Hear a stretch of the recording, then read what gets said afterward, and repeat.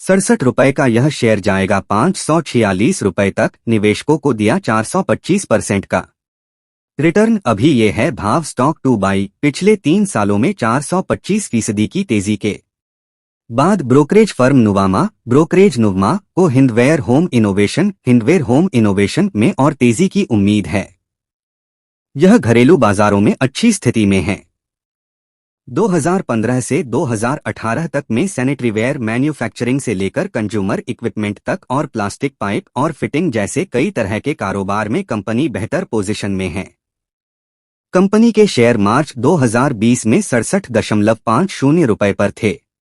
सोमवार को यह शेयर ₹350.50 पर पहुंच गए थे। नुवामा ने दिया बाय रेटिंग। वामा ने 3 अप्रैल को इस शेयर पर बाय रेटिंग के साथ कवरेज शुरू किया और इस पर ₹546 का टारगेट प्राइस दिया है। यानी इस शेयर में दाव लगाने वालों को 36% का मुनाफा दे सकती है।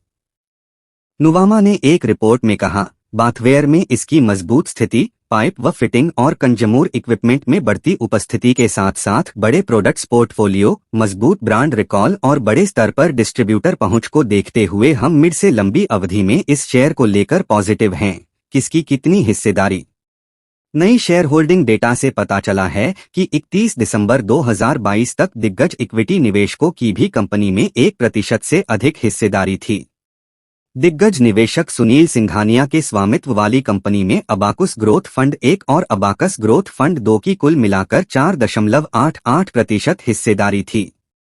आशीष कचोलिया, मुकुल महावीर अग्रवाल और पोरिंजू वेलियात की इक्विटी इंटेलिजेंस इंडिया सहित अन्य इक्विटी निवेशकों के पास पिछले साल 31 दिसंबर तक कंपनी में 1.33%, 1.38% और 1.05% हिस्सेदारी थी।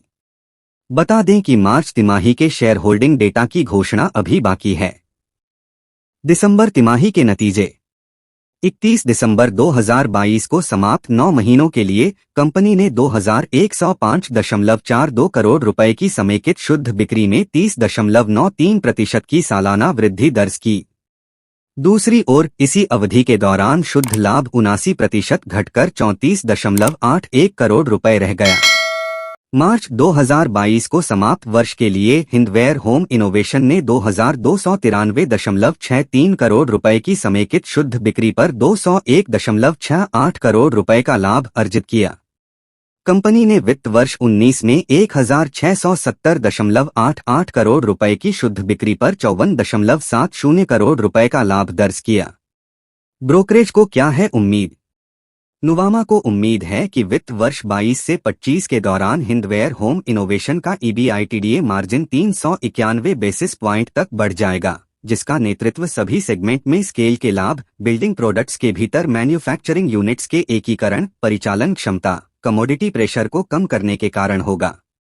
ब्रोकरेज ने यह भी कहा है कि वित्त वर्ष 2022 से 25 में 36% CAGR से पूर्ण EBITDA का विस्तार होगा, जो मजबूत रेवेन्यू बढ़ोतरी और मार्जिन में सुधार करेगा। साथ ही कंपनी FY 22-25 में लगभग 18% बिक्री केगर को क्लॉक करेगी।